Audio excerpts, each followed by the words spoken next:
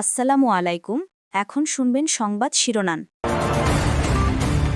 ঈদের ছুটিতে সড়ক, নৌ ও রেলপথে দুর্ঘটনার কালো ছায়া। এবার টাঙ্গাইলের কালীহাতিতে ট্রেনে কাটা পড়ে প্রাণ গেল একই পরিবারের ৩ জন সহ ৫ জনের। তেলের আমদানি ব্যয় মেটাতে বিদেশি সহযোগীদের দ্বারস্থ সরকার। মূল্যস্ফীতি রোধে আপৎকালীন কৌশল, আসছে বাজেটে জ্বালানি নীতিতে থাকবে নতুনত্ব। হরমুজ প্রণালী প্রায় বন্ধের জেরে বিশ্বজুড়ে বিপর্যস্ত জ্বালানি সরবরাহ, বেড়েছে তেল ও গ্যাসের দাম। যুদ্ধ দীর্ঘস্থায়ী হলে ভেঙে পড়তে পারে বহু দেশের অর্থনীতি। তেহরানের খোন্দা পানি গবেষণা কেন্দ্রে ইসরায়েল ও যুক্তরাষ্ট্রের যৌথ হামলা। সৌদি আরবে মার্কিন বিমান ঘাঁটি লক্ষ্য করে পাল্টা জবাব ইরানের। জোটগতভাবে স্থানীয় সরকার নির্বাচনের বিষয়ে এখনও সিদ্ধান্ত নেয়নি 11 দলীয় ঐক্য। সম্ভাব্য প্রার্থীদের সক্রিয় রেখেছে জামায়াত, এনসিপি সহ শরিকরা। রাজশাহী মেডিকেলের শিশুদের আইসিইউ সংকট, অপেক্ষায় থাকতে থাকতে 2 সপ্তাহে মৃত্যু 44 জনের। রংপুর ও খুলনা বিভাগ থেকেও রেফার করায় বাড়ছে চাপ। আসসালামু আলাইকুম। এতক্ষণ দেখছিলেন সংবাদ শিরোনাম, এখন দেখবেন বিস্তারিত। টাঙ্গাইলের কালীহাতিতে ট্রেনে কাটা পড়ে একই পরিবারের 3 জন সহ 5 জন নিহত হয়েছেন। তাদের প্রত্যেকের বাড়ি গাইবান্ধার সাদুল্লাপুরে।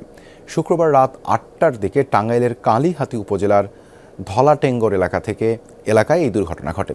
স্থানীয়রা জানায়, ঢাকামুখী যাত্রীবাহী একটি বাস ধলাটেঙ্গর এলাকায় পৌঁছালে তেল শেষ হয়ে যায়। এ সময় বেশ কয়েকজন যাত্রী বাস থেকে নেমে যান।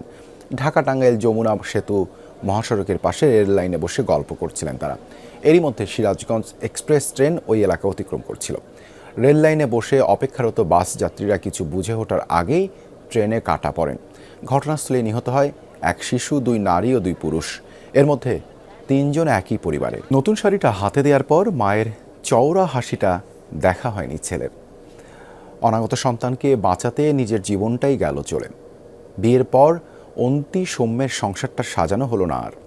ডুবে যাওয়া বাসে মাকে বাঁচাতে না পারা ছোট শিশুর আহাজারি কাঁদিয়েছে সকলকে। এসব দুর্ঘটনার চিত্র এবারের ঈদের আনন্দকে কেবলই বিষাদে পরিণত করেছে। অথচ হাহাকার, আর্তনাদ ছাড়াও ঈদটা হতে পারত স্বস্তির। দুর্ঘটনা ছাড়া স্বস্তির ঈদযাত্রা কেবলই প্রত্যাশা থেকে গেল সবার। কবে মিলবে দুর্ঘটনা ছাড়া একটা নির্মল ঈদ? কিছুদিনের মধ্যেই জ্বালানি তেলের সরবরাহ বাড়বে, তবে আমদানি ব্যয় নিয়ে চাপ কমবে না। দরকার হবে বাড়তি অর্থ, যার যোগানে বিদেশি সহযোগীদের দ্বারস্থ হচ্ছে সরকার। বাজেট সহায়তা নিয়ে IMF-এর পাশাপাশি আলোচনা হয়েছে বিশ্বব্যাংক, ADB ও IDBর সাথে। প্রধানমন্ত্রী অর্থ উপদেষ্টা জানালেন, মূল্যস্ফীতি না বাড়াতেই আপৎকালীন এই কৌশল, যার বিস্তারিত থাকবে আগামী বাজেটে। নতুনত্ব আসবে জ্বালানি নীতি নিয়েও। আরও জানাচ্ছেন তহিদ হোসেন। জ্বালানি তেলের জন্য এমন অপেক্ষা এখন প্রতিদিনের দৃশ্য। পেট্রোল পাম্পের সামনে মোটর গাড়ির দীর্ঘ সারি, মূল চাহিদা ডিজেলের। পাশেই নিজস্ব গাড়ি আর বাইকের অকটেন মিলবে কিনা তা অনিশ্চিত। তাই তেলের ট্যাঙ্কার দেখলেই হুমড়ি খেয়ে খোঁজ নিচ্ছেন চালকরা। বাংলাদেশের জীবন যেন অকটেন আর ডিজেলের মাঝখানে আটকে গেছে। মধ্যপ্রাচ্যে যুদ্ধ আরো লম্বা হোক কিংবা থেমে যাক, জ্বালানি তেল নিয়ে মাথা ব্যথা যে সহসাই থামছে না, এটি বেশ স্পষ্ট। এবং সেই তেলও যে বাড়তি দামে আমদানি করতে হতে পারে, সেই পূর্বাভাসও মিলছে নানা মহলে। এমন অবস্থায় এই অর্থের যোগান নিশ্চিত করতে বিদেশি সহযোগীদের কাছ থেকে প্রায় $2 বিলিয়ন অর্থ সহায়তা নিশ্চিত করতে কাজ করছে সরকার। 18 কোটি মানুষের বাংলাদেশে সিংহভাগ তেলই আমদানি নির্ভর। ক্রুড আর রিফাইন্ড ফুয়েল আমদানিতে বছরে খরচ হয় প্রায় $1000 কোটি। গবেষণা সংস্থা জিরো কার্বন অ্যানালিটিক্স জেটসিএ বলছে, মার্চে বাংলাদেশ 2,93,000 টন ডিজেল আমদানির পরিকল্পনা করলেও এখন পর্যন্ত বাতিল হয়েছে 60,000 টনের অর্ডার। মধ্যপ্রাচ্য সংকট চললে বার্ষিক জ্বালানি আমদানি ব্যয় প্রায় $500 কোটি বাড়তে পারে, যা 2025 সালের তুলনায় 40% বেশি। হরমুজ প্রণালী প্রায় বন্ধের জেরে বিপর্যস্ত এশিয়ার পাশাপাশি যুক্তরাষ্ট্র, ইউরোপ, আফ্রিকার বহু দেশ। লিটার প্রতি বেড়েছে জ্বালানি তেল, গ্যাস, এমনকি জেট ফুয়েলের দামও। যানবাহন শূন্য হয়ে পড়েছে রাস্তাঘাট, বন্ধের সংখ্যায় বহু এয়ারলাইন্স। জন প্রতি জ্বালানি তেল কিনতে নির্দিষ্ট লিটার পর্যন্ত সীমা নির্ধারণ করে দিয়েছে অনেক দেশ। যুদ্ধ দীর্ঘ হলে তীব্রতর হবে সংকট, ভেঙে পড়বে বহু দেশের অর্থনীতি, এমন আশঙ্কা করছেন বিশ্লেষকরা। গ্যাস স্টেশনের বাইরে দীর্ঘ লাইন, বিরস মুখে দাঁড়িয়ে মানুষ। গেল এক মাসে মার্কিন ইসরায়েল যৌথ বাহিনীর হামলায় মধ্যপ্রাচ্যে শুরু হওয়া যুদ্ধের উত্তাপ ছড়িয়েছে গোটা বিশ্বে। হরমুজ প্রণালীর পথ প্রায় বন্ধ হয়ে যাওয়ায় ব্যাপক জ্বালানি সংকটে যুক্তরাষ্ট্র, এশিয়া, ইউরোপ, আফ্রিকা ও দক্ষিণ আমেরিকার বহু দেশ। গেল এক সপ্তাহেই জ্বালানির দাম গ্যালন প্রতি 40 সেন্টেরও বেশি বৃদ্ধি পেয়েছে খোদ যুক্তরাষ্ট্রেই। জার্মানিতে যা বেড়ে দাঁড়িয়েছে প্রতি লিটারে 12 থেকে 18 সেন্ট। পরিস্থিতি নিয়ন্ত্রণে পাম্পগুলোকে দিনে একবার তেলের দাম বাড়াতে নির্দেশনা দিয়েছে দেশটির আদালত, যা অমান্য করলে হতে পারে 1 লাখ ইউরো পর্যন্ত জরিমানা। এদিকে জনপ্রতি দৈনিক 30 থেকে 50 লিটার তেল ক্রয়ের সীমা নির্ধারণ করেছে স্লোভেনিয়া প্রশাসন। শিশু ওয়ার্ডে আইসিইউ সংকট, আছে দীর্ঘ সিরিয়াল। রাজশাহী মেডিকেল কলেজ হাসপাতালে অপেক্ষায় থাকতে থাকতেই তাই প্রতিদিন মৃত্যু হচ্ছে শিশুদের।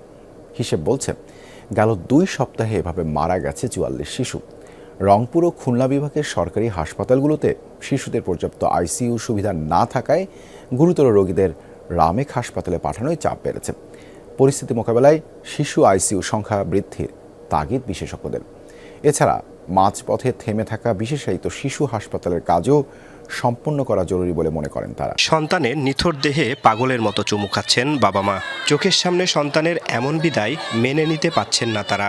গুরুতর অবস্থায় 3 দিন ধরে আইসিইউ এর জন্য এক দীর্ঘ অপেক্ষা। কখন আইসিইউতে একটা সিট খালি হয়। কিন্তু সিরিয়াল আসার আগেই শুক্রবার অসহায় বাবা মায়ের চোখের সামনে মৃত্যুর কোলে ঢলে পড়ে 8 মাসের শিশু আব্দুর রহমান। খুবই অব্যবস্থাপনা, নার্সের সংখ্যা খুবই কম, ডাক্তার কম। বৃহস্পতিবার 26 তারিখ, আজকে 27 তারিখ, আজ 2-3 দিন যাবৎ কোনো বড় ডাক্তার নাই। আর ডায়রিয়ার রোগী, হামের রোগী, নিউমোনিয়ার রোগী সব একই সাথে। একটা অসুখ নিয়ে আসলে 10টা অসুখ তৈরি হয়ে যাচ্ছে। স্থানীয় সরকার নির্বাচনেও কি অটুট থাকবে জামায়াতে ইসলামী নেতৃত্বাধীন 11 দলীয় জোট? এমন প্রশ্ন ঘুরপাক খাচ্ছে রাজনৈতিক মহলে। যদিও জামায়াত, এনসিপি সহ অন্যান্য শরিকরা নিজেদের সম্ভাব্য প্রার্থীদের সক্রিয় রেখেছে মাঠে। প্রশ্নের জবাবে জামায়াত নেতারা বলছেন, গতানুগতিক রাজনৈতিক জোট না হলেও জোটের আদলেই ঐক্যবদ্ধ 11 দল।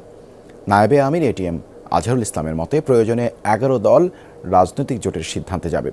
নির্বাচনের আগে এনসিপিকে সঙ্গে নিয়ে 11 দলীয় নির্বাচনী ঐক্য গঠন করে জামাত। ইতিহাসে নিজেদের সর্বোচ্চ আসন নিয়ে তারা এখন বিরোধী দল। জানার আগ্রহ বাড়ছে, আসন সমঝোতার ভিত্তিতে তৈরি হওয়া সেই ঐক্য কি নতুন রাজনৈতিক জোট হিসেবে সামনে এগোবে?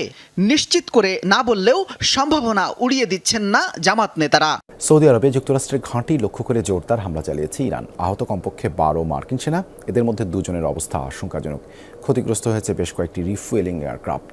এ নিয়ে ইরানের হামলায় মধ্যপ্রাচ্যের বিভিন্ন ঘাঁটিতে 3 শতাধিক মার্কিন সেনা আহত হয়েছেন, নিহত হয়েছেন 13 সেনা। ইসরায়েলের বিভিন্ন স্থানেও হামলা চালিয়ে যাচ্ছে ইরান। তেল আবিবে মিসাইলের আঘাতে ক্ষতিগ্রস্ত হয়েছে একাধিক আবাসিক ভবন ও দোকানপাট, প্রাণ হারিয়েছে 1 জন, আহত 4 জন। পশ্চিম তীরে হেব্রন সহ কয়েক জায়গায় আকাশে দেখা গেছে ইরানের মিসাইল।